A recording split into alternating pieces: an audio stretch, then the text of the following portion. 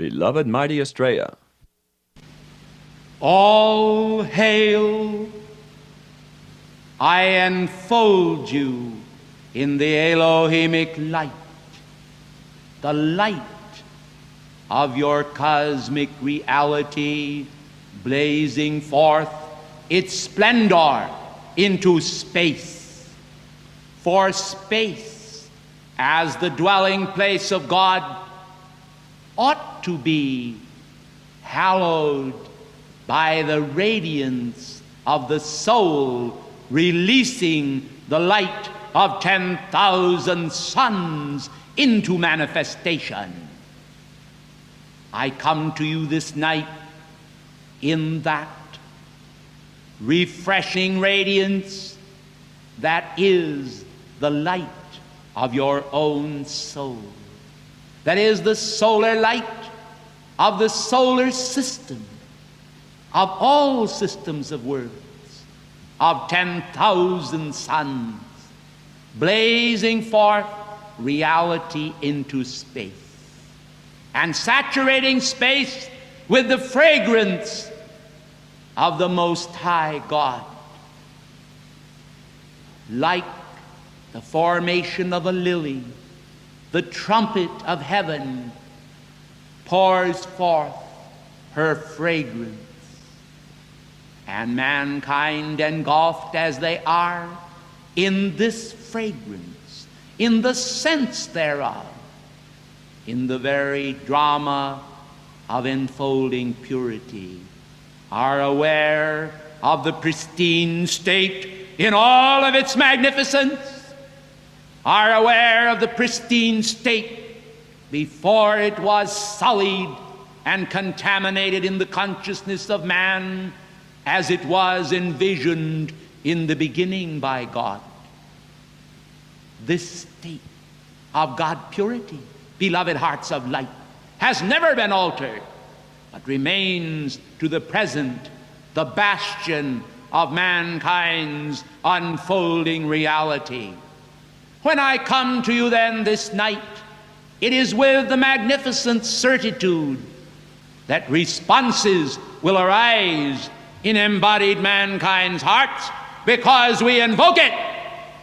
It is the will of God that you should respond to the vibratory action of your own soul's purity in its native habitat of the living Spirit of God, dancing as a flame in his hand and as the flame in the lantern of life by which mankind are illumined and through which they are able to extend the boundaries of purity out into the world and bring about that natural release of heavenly fragrances, which is the fragrances of many souls blending into oneness, into reality, into beauty in its pure God estate.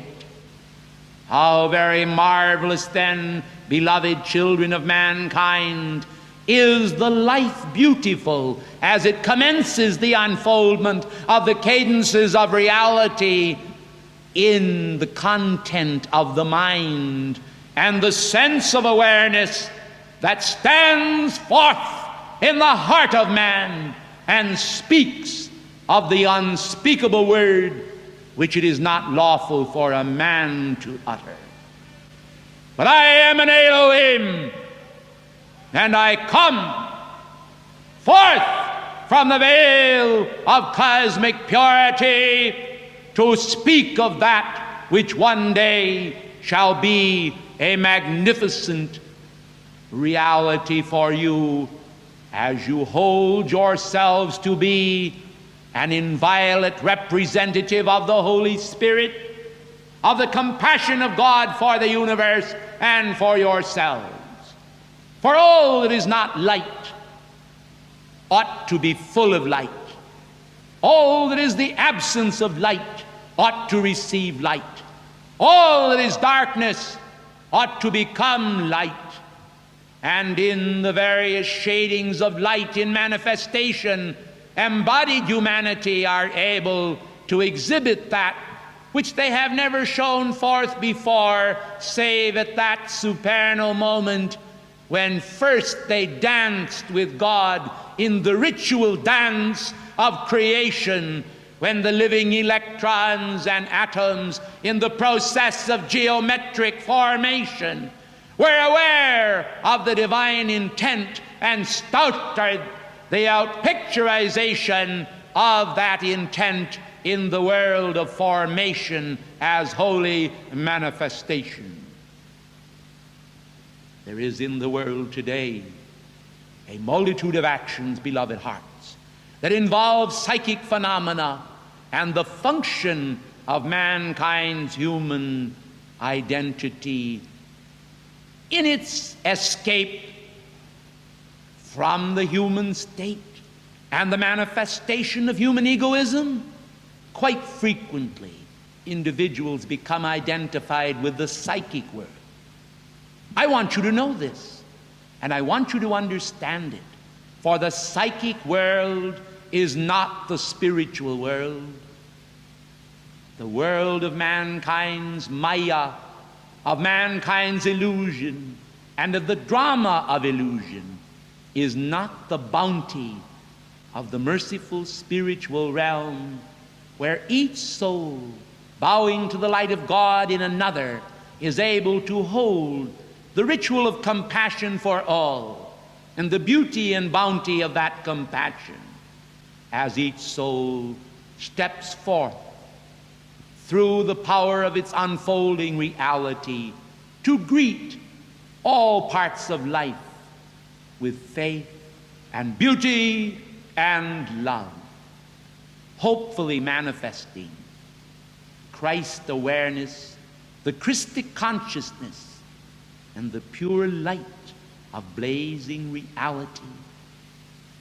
O mankind, shun and avoid involvement with the astral mutterings of those spirits that peep and mutter, of those conditions which are only the mirage appearing on the desert of self, which can never produce the miracles that heal, the miracles that seal mankind's beautiful solar consciousness in the unfailing and unfading light of God.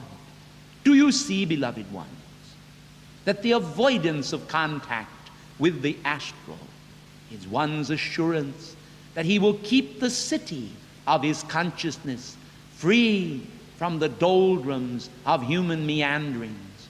For much, if not all, of that which happens in the astral world is but a rehash or a remanifestation of that which takes place in the human world of form, which is wholly wedded to the human and to human concepts, which does not actually hold the flame of reality within its consciousness. And because it does not hold the flame of reality in its consciousness, beloved ones, it involves itself in that interminable manifestation of human viciousness, human despair, and even human joy. Yet human joy, when it functions in the astral realm, is but a masquerade of divine joy. It is a game of charades. It is a deceit practiced upon mankind that deprives them of the magnificent concepts of reality which enfold the Christ consciousness in every heart. When embodied mankind will recognize this and shun and avoid astral or psychic contact, the identifying of themselves with what was called by the wise men of old a form of necromancy, they will understand that communion with the dead is taboo, but communion with the living is indeed the grace of God. Will you understand then the buoyancy of this splendid action which is taking place before your eyes, whereby mankind are not then enabled to make contact with those who dwell in the realm of astral horror, but rather in the realm of God reality. The vibratory action of this realm possesses the power of bringing you into a state of consonance with your divine identity, whereby you will be able to reach up through the astral densities of the world and find the solar sun shining in her strength and releasing those magnificent God ideas into the field of your consciousness, which will make your consciousness Christ-like, God-like, and flooded with the passions of immortality. I am Astrea. I come to you this night then, mindful of the universal spirit of love that floods the world with the renewing bond of hope, and chastening hearts also conveys divine grace. For God has said that those that he chastens are those that he loves. And if some of you have perchance dabbled in astral contacts, if you have become involved in those activities of human seeking, hypnotism, phony astrology which manifests in the world that is not based upon cosmic astrology, and all of those activities which actually deflect the soul from the intended grace of God, please understand, dear hearts of love, that heaven may wink at the former days of your ignorance, when you engaged in those activities which are not productive of that latent good which God has already placed within the fold of your souls as a talisman of cosmic magic to free you by the power of the risen Christ and the vibratory action of the ascension currents from those dregs of human wanderings and human despairs, which confuse mankind and bring him into an aborted state where he is not able to bring forth the Christ consciousness in the swaddling garment of his field of mind and conscious awareness. When I come to you then, it is not merely a worded concept which I am releasing into your mind and being. Instead, I am placing there the folds of righteousness and godly purity, which are the basis of the foundation of the earth and of every planet and of every star and of the filament of light that lights a universe and a cosmos. Will you understand that? For the field of your consciousness, darkened though it may have been by various activities which have stemmed from human or mortal desires, I tell you truly, shall then be renewed as you accept the chalice of heaven's offering.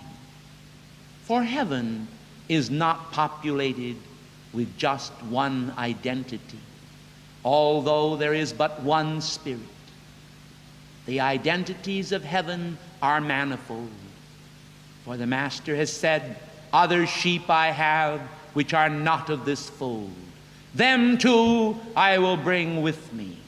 And so in the great gathering of the stars of life from the systems of worlds that exist throughout cosmos, heaven has brought the very best devotional aspects of consciousness into manifestation. Do you understand that all is God? Do you understand that there is but one Spirit? Do you understand, beloved hearts of light, that it is that one Spirit that trembles the web of the universe? Do you understand that it is this vibratory action of that one Spirit by which you are raised into the rightful socket of your cosmic identity, moving as it is through the cosmic thrust of initiation, the initiation of attainment? Well, mankind, do you think that all that is written down in your books is the fullness of life? Are you so conceited on the face of it all that you do not understand that the mysteries of life are also written in your hearts and minds and are engraven upon the face of nature? This is God's beauty. This is God's splendor, shining in its strength, the radiance of cosmic purity. O angels of cosmic purity, descend in the name of heaven and sunder the heart of the world with the love of God, the love of 10,000 suns. I am the consciousness of God descending into the chalice of your heart and bringing into your breathing, living awareness the field of your consciousness, not only for this moment, but for that timeless time, the reality of God purity, which one day you shall know because God wills it so. If you are to know it with the fruition of your consciousness, it will be a God delight and a God intent.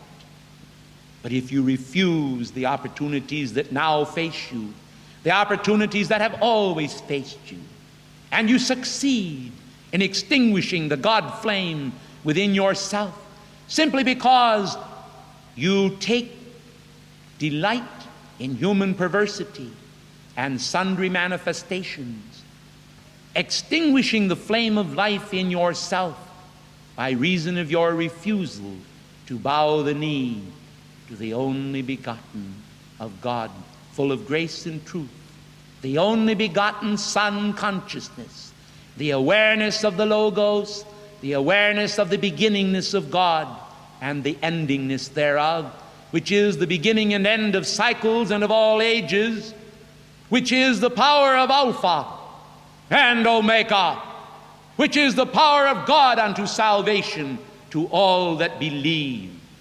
For faith is an alchemical experimentation whereby the very fabric of the soul is washed by the magnificent washings of the Holy Spirit, that cleansing which makes the soul as white as snow.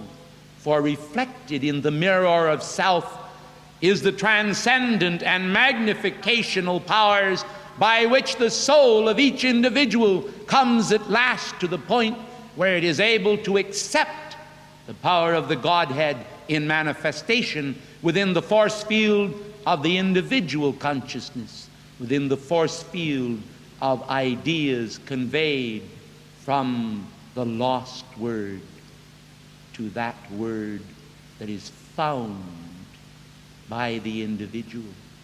And in the finding thereof, that which was lost is at last the revelation of the mind of each one, who, seeing by a gentle peep into the reality of God, the magnificence of the entire structure, suddenly stands before the Most High to utter these words: I am thankful, O God, that thou hast manifested thyself in the field of my consciousness, that thou hast placed the focus of thy love within my heart and mind, that thou hast directed me unto thy ways, the ways in the side of the north, the ways in the focus of the white stone, the ways in the new name which no man knoweth saving he who hath received it, the ways that are indeed the perfected ways of God, conveyed at last in the strands of time unto embodied mankind, that will lift them up out of the wretched states in which they have found themselves into those magnificent states in which they will find God revealed at last to them as never before, and breaking forth with those hosannas of praise which are not only able to penetrate the sheaths of mankind's ignorance and darkness, but also to reach into the very bonds of the deep and penetrate the deep and break forth the fountains of rejoicing and the waters of grace, that they may flood the earth and remove at last the bane of mankind's ignorance, and bring forth that magnificent strength, the Son of God, shining in all of his power and radiance,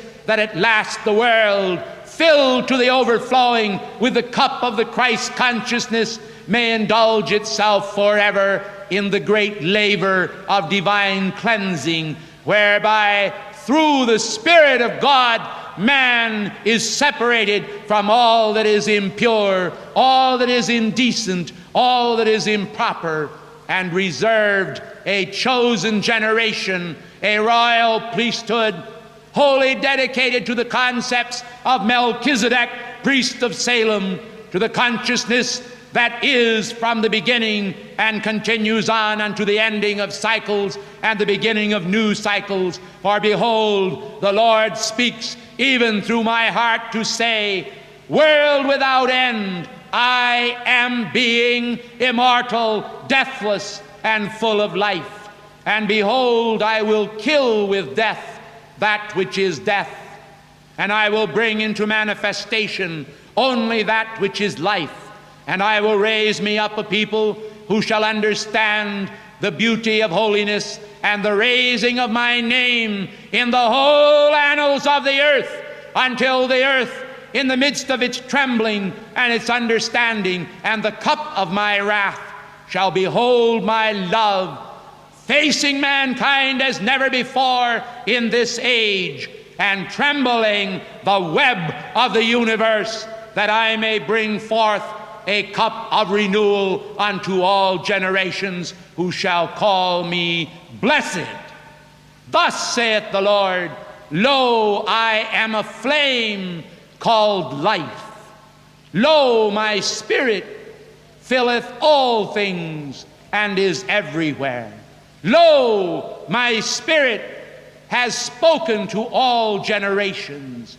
Lo, my spirit shall raise mankind on high.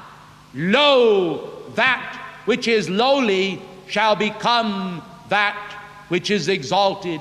And I will say unto the valleys, come up hither, and unto the mountains, be thou exalted.